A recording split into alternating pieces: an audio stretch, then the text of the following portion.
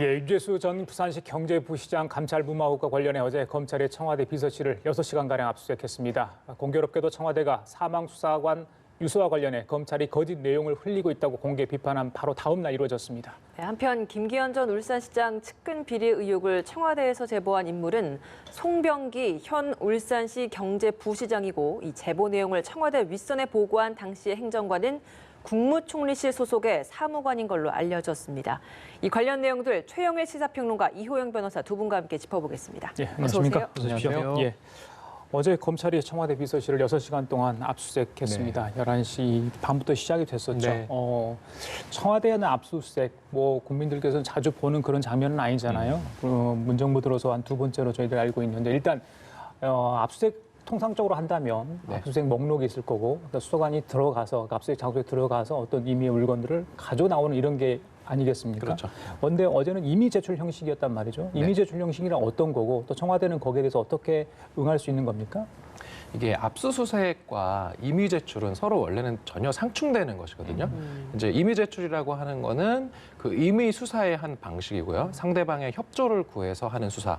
그리고 상대방의 협조를 구할 수 없는 수사 같은 경우가 바로 이제 법관이 발부한 영장을 발부받아서 이제 강제 수사를 하는 게 바로 이제 압수수색인데 지금 어제 청와대 압수수색 같은 경우는 그 형식은 강제 수사의 한 방식으로서 영장을 들고 가서 강제 수사를 하는 형식인데 실질적으로는 임의 제출 방식으로 상대방의 협조를 구했다는 말이에요. 그거는 왜 그러냐면 형사정법 제110조에 보면 이제 군사상의 비밀을 요하는 지역에 대해서는 이제 책임자의 그런 승낙 없이 압수수색할 수 없다라는 조항이 있기 때문에 법원이 발부한 영장에도 불구하고 실제로 들어가서 그 현장을 수색을 해서 강제로 들고 나오는 건 못하니까 네. 그렇다라고 한다면 영장에 기재된 그 목록에 있는 자료들을 이제 제출을 요구를 하면 예. 이제 청와대 비서실에 있는 직원들이 그 목록에 있는 물품들을 확인을 하면서 안에서 들고 나오면 그것을 이제 받아가는 형식으로 마치 그 영장은 있으나 그 실질적으로는 영장이 없는 임의 제출 방식으로 이렇게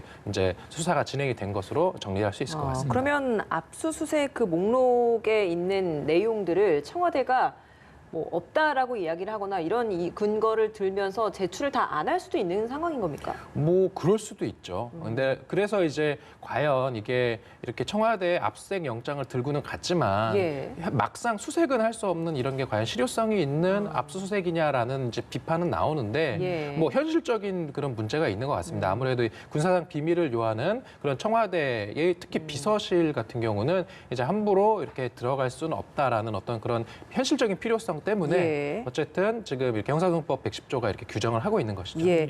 어제 6시간가량 압수수색을 한 후에 청와대도 적극적으로 뭐 협조를 했다라는 네, 또 네. 발표를 하기도 했습니다. 유재수 전 부시장 감찰 무마 의혹과 관련된 부분 때문에 이렇게 압수수색을 네. 하게 된 건데 맞습니다. 검찰이 확보하고자 했던 내용은 뭐였을까요? 그러니까 주로 뭐 회의록이 될 수도 있고요. 예. 보고서가 될 수도 있습니다. 2017년 당시로 돌아가 보면 지금은 유재수 이 경제부시장이 전 경제부시장이죠. 예. 부산시에 구속이 돼 있는 상태입니다. 구속 수사 받고 아마 기소되겠죠. 그런데 문제는 2017년 당시에 청와대는 그 비위에 대해서 미리 알았다. 그래서 감찰의 대상이 됐다. 그 당시에는 이 부산시만 해도 또 지자체니까 감찰 대상 아닌 거 아니냐. 그 당시에는 금융정책국장이었단 말이에요. 예. 금융위 산하에. 그러니까 당연히 이제 감찰 대상이었고 그 비위 사실을 포착했는데 왜 무마했느냐 하는 의혹이 현재 나오고 있는 거잖아요. 그럼 그 당시에 조국 전 장관이 조국 민정수석 시절에 국회에 나와서 자, 비위 혐의가 있다고 해서 감찰한 게 맞다.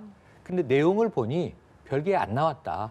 그래서 우리는 그냥 거기서 중단했다라는 또 입장을 밝혔어요. 예. 그럼 정말 그 당시에 비위 혐의가 깊이 있는 증거가 나왔는지 알아본 정황은 있으나 별게 없어서 거기서 중단한 게 맞는지 그 자료가 검찰은 필요한 거예요. 왜냐하면 유재수 사건이 두 개의 덩어리예요. 하나는 유재수 본인에 대한 비위 혐의, 즉 뇌물하고 3가지 혐의로 구속이 됐으니까 예. 범죄가 상당히 소명된 게 아닌가? 재판에 넘어가면 유죄가 되지 않겠나? 하지만 그것은 이제 재판을 지켜봐야 되는 거고 또 하나는 청와대가 알았는데 무마했다. 이게 또 두 번째 의혹인 건데 두 번째 의혹에 대한 수사를 위해서 검찰은 이제 치고 들어간 거죠. 예. 근데 청와대를 들어갈 수는 없었죠. 저는 이렇게 생각을 해요. 못 들어가는 걸 아는데 압수수색 영장을 왜 발부받았을까? 법원은 또 발부해 예, 줬잖아요. 법원 또 왜 발부했을까? 청와대는 자, 법적 절차에 따라서 우리는 성실히 협조하였다. 그런데 그 자료는 지난번 김태우 전 수사관 당시에 요청했던 목록과 다르지 않았다. 그래서 거듭이라는 표현을 써요.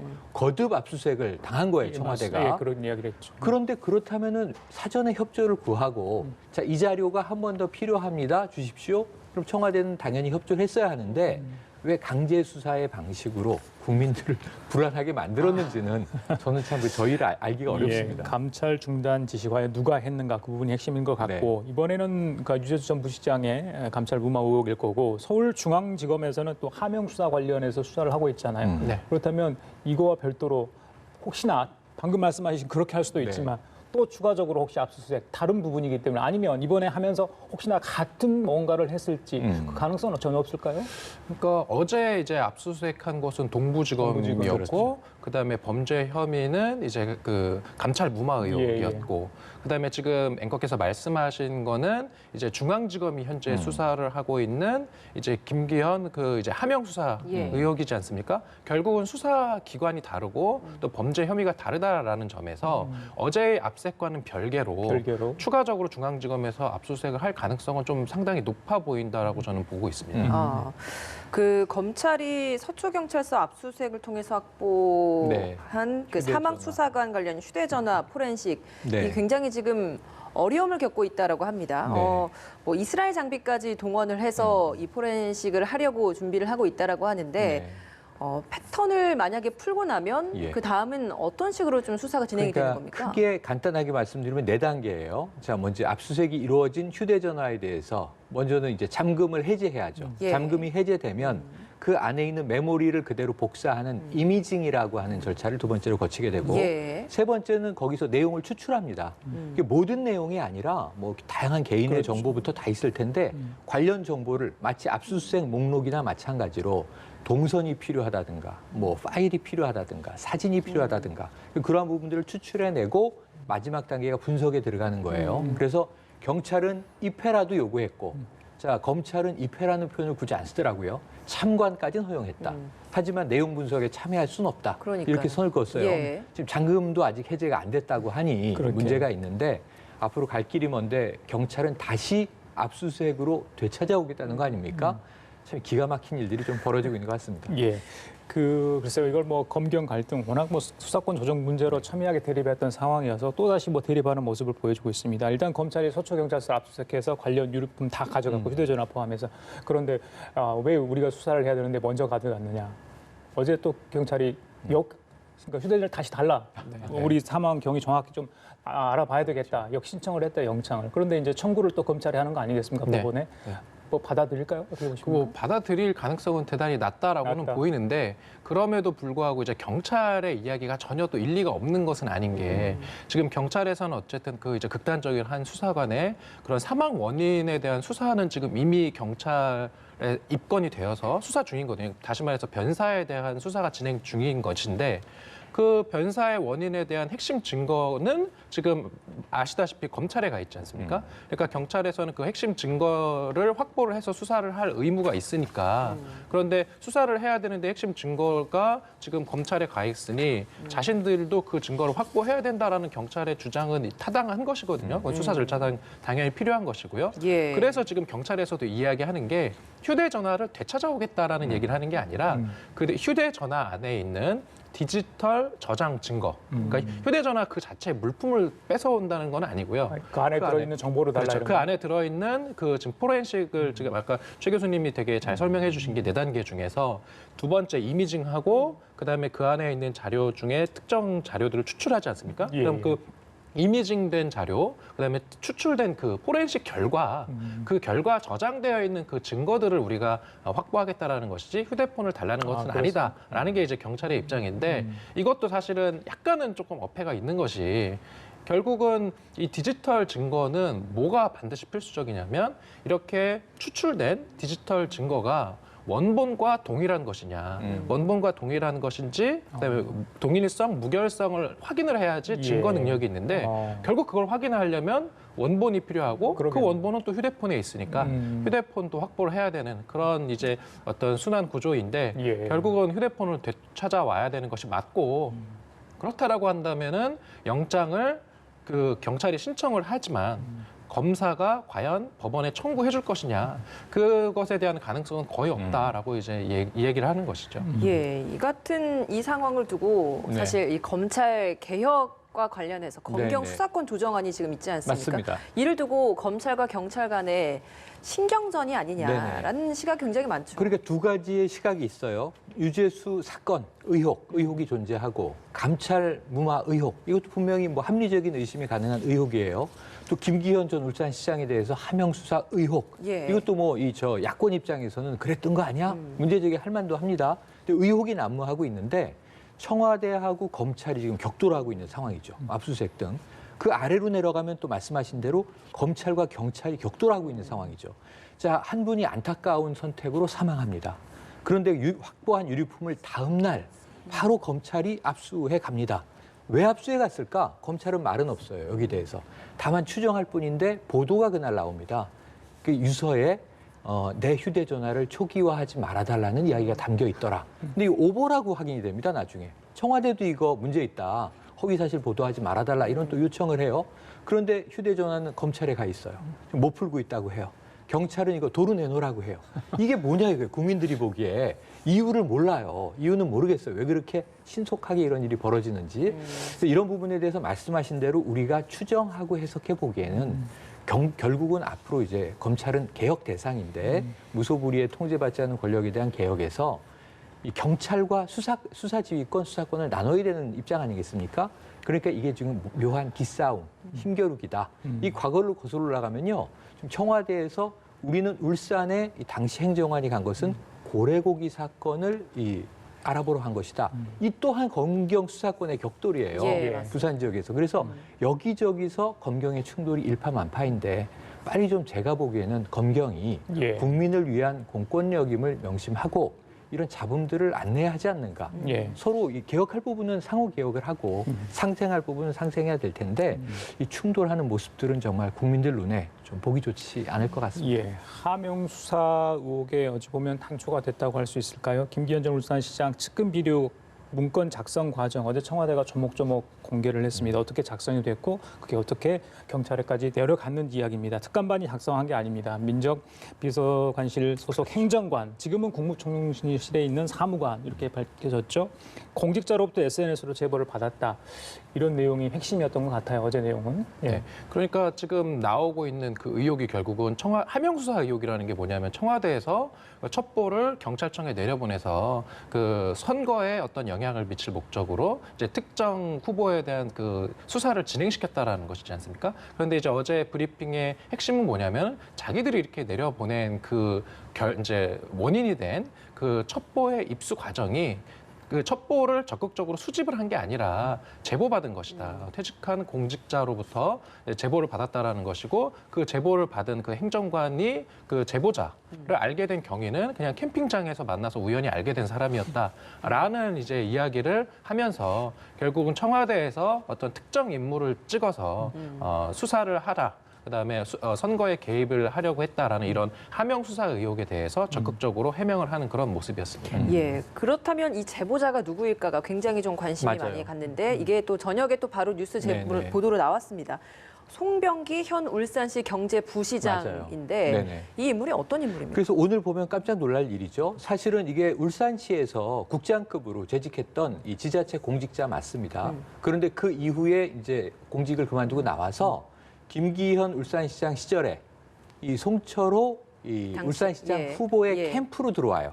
그러니까 어찌 보면 이제 지금 당시에는 새누리당 지방정부에서 민주당 지방정부 후보 캠프로 들어와서 활동을 하다가 당선이 되자 경제부시장이 된 거예요. 최측근이라고 합니다. 송철호 현 시장에. 그러니까 지금 이게 의심받기 마땅한 일이 또 벌어졌어요. 예. 그런데 제가 좀 어제 곰곰이 생각해 보다 보니까 예. 청와대 해명도 맞고 의심도 또 합리적인 의심이에요. 이건 이제 수사로 밝혀져야 되는데 어떤 상황이냐면 청와대는 개인정보를 어제 노출하지 않았습니다. 개인 신상 보호에 예. 대한 문제가 있다. 다만 공직자 출신으로 알고 있다. 행정관과 캠프장에서 만났다더라. 그리고 이 긴밀한 사이는 아닌데 SNS로 제보가 들어와서 행정관은 그것을 보고서 형태로 문서 정리를 해서 이첩했고 예. 그것이 경찰로 간 것이다. 아주 구체적으로 밝혔습니다. 다만 인물 정보는 취재하면 아시게 될 거라고 본다라는 백브리핑이 있었어요. 뭐 바로 나왔죠. 그런데 지금 알고 보니까 송철호 현 시장의 최측근인 경제부시장이니 이 사람이 제보했다면 의도성이 엿보이지 않느냐. 이건 정치적으로 시끄러워질 쟁점인데 그 당시로 돌아가 보면 제보를 받고 수사하던 시절로 돌아가 보면 청와대 발표가 또 맞는 거예요. 그러니까 울산시에서 근무한 국장 출신이 맞는데 그 시기에는 공직에서 나와서 거기까지는 맞는 거죠. 야인으로 공무원 지낸 신분이었기 거고 때문에. 그 결과 지금 현재 부시장인 거니까 그 당시엔 또 부시장이 아니었단 말이에요. 왜냐하면 이제 지방선거가 있기 전이니까. 그래서 청와대 해명도 맞고 지금 보면 의도성에 대한 의심도 들고 이 부분은 결국은 검찰 수사로 밝혀져야 될 것 같고 청와대 말을 액면 그대로 받는다면 절차상 위법한 문제는 없어요.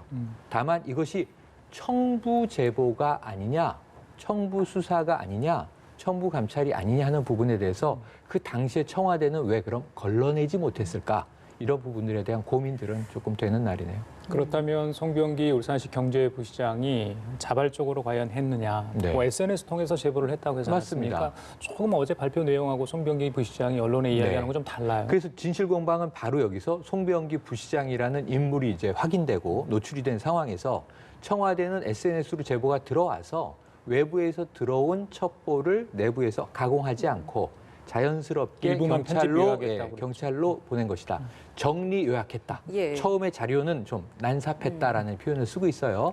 그런데 지금 송병기 부시장에게 언론이 가서 취재를 하는 거죠. 제보하게 된 배경과 계기가 뭡니까? 예. 물어봐서 답했다. 이렇게 답을 해버렸어요. 예. 이게 청와대 입장하고 좀 부딪히는 그러니까요. 겁니다. 그러면 청와대는 적극적으로 첩보를 수집한 것이 아니고 들어온 것을 그냥 간단하게 정리해서 넘긴 것인데 지금 당사자는 내가 적극적으로 제보한 게 아니고 캐 물어서 답을 해줬다는 얘기가 돼버리니까 그럼 이건 마치 청와대가 또 적극적으로 첩보를 수집한 것 같은 뉘앙스가 돼버렸습니다.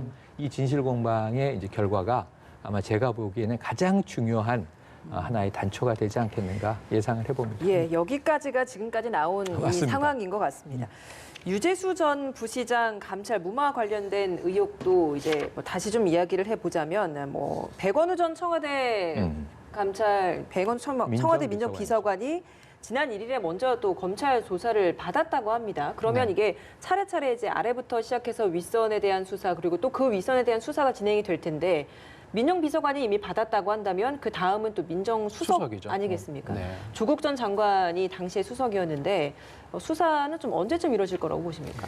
이거 정말 어려운 질문인 것 같습니다. 왜냐하면은 뭐 일단은 그 수사의 어떤 그런 진행 정도를 놓고 보면은 예. 지금 그 수사 라인에 있었던 사람들 지금 말씀하신 것처럼 백원우 비서관도 조사를 받았고 예. 그다음에 뭐 그 박형철 민정수석실 그 반부패 비서관도 조사받았고 또 그와 관련해서 뭐 이인걸 전 특감반장도 좀 조사를 받아서 어떻게 보면 그 보고 라인 그 감찰과 관련되어 있는 예. 그 보고 라인의 아래선은 이미 다 지금 수사가 되었고요. 관련해서 또 압수수색도 어제 진행이 되었고 그러면 이제 남은 것은 그 민정수석 혹시는 뭐 대통령 지금 사람들이 이렇게 이제 지금 보고 있는 것인데 그래서 수사의 어떤 진행 단계를 놓고 보면은 조국 전 법무부 장관에 대한 수사는 이제 뭐 남은 것은 시간 문제다라고 볼 수 있는데 언제냐 이건 정말 어려운 문제인 것 같습니다. 저기 최평론가 하나만 더 여쭤볼게요. 그 조국 전 장관 글쎄요. 가족 관련 네, 비리 네, 의혹도 네. 있고 본인도 있고 그런데 두 차례 소환 조사를 했고 아직 그렇죠. 언제 다시 부를지는 모릅니다. 맞습니다. 검찰이 어떻게 신병치를 할지 모르는데 청와대가 관련된 이런 의혹들이 나왔죠. 네. 글쎄요. 예전 같으면 가족 관련 의혹들에 대해서는 일일이 SNS 통해나 여러 가지 통로를 통해서 맞습니다. 굉장히 많은 반박을 하지 않았습니까? 예, 예. 근데 지금 좀 조용하거든요. 그런 이유는 어디 있다고 보십니까? 제가 보기에는 이제는 법률적인 대응밖에 없어 보입니다. 이렇게 변호인단과 지금 여러 가지로 수기를 하고 있을 것으로 예상이 되는데 가족 문제는 이제 어찌 보면 개인적 명예의 문제니까 적극적인 대응도 가능했는데 예. 지금 청와대는요, 이 3인 회의가 문제가 되고 있어요. 유재수 건을 당시에 중단하기로 결정한 게 합리적이었느냐, 부당했느냐 여기에 대해서 조국 당시 민정수석, 백원우 민정비서관, 박형철 반부패 비서관 셋이서 회의를 했고 중단하기로 결정했다. 근데 여기에 대해서 보도는 또 윗선, 왜냐하면 조국 전 민정수석이 유재수 이 부시장과 안면이 없었다는 거잖아요. 연락처도 서로 모르고 있었다는 거잖아요. 예. 그렇다면 뭔가 무마해 줬을 의혹의 가능성이 희박해요. 그러면 다른 쪽에서 뭔가 압력이 들어온 것 아니냐. 그럼 윗선 아니겠느냐. 청와대 내에서. 이제 이런 의혹이 또 제기되고 있는 상황인데 이거는 조국 전 수석이, 조국 전 장관이 혼자 입을 열기 쉬운 문제는 아니라고 보여집니다. 어제 압수수색이 있었죠. 그럼 청와대에서 이미 제출받은 게 검찰이 원한 리스트를 다 충족했건 일부만 받았건 지금 분석하고 있을 거예요. 그 분석의 내용의 귀결은 조국 전 민정수석의 소환이다. 그럼 저는 한 앞으로 2, 3일 정도 시간 후에 빠르면 이번 주 후반, 늦으면 다음 주에 조국 전 민정수석을 소환하지 않으면 안 돼요. 않을 수가 없어요. 예. 이 수사가 끝을 보기 위해서는. 근데 이제 조국 전 민정수석은 아마 이 부분에 있어서는 뭐 청와대 지금 이 후임자가 김조원 예, 민정수석 민정수석이죠. 아니겠습니까? 바로 이 화요일 날 이 빈소에도 조문을 다녀오지 않았습니까? 여러 가지 복잡한 상황에 대한 정리를 조국 전 민정수석 차원에서도 하고 있을 것으로 예견을 해봅니다. 예, 알겠습니다. 의혹과 쟁점들이 상당히 많네요. 네. 예, 지금까지 최영일 시사평론가 이호영 변호사 두 분과 함께했습니다. 오늘 말씀 잘 들었습니다. 고맙습니다. 고맙습니다.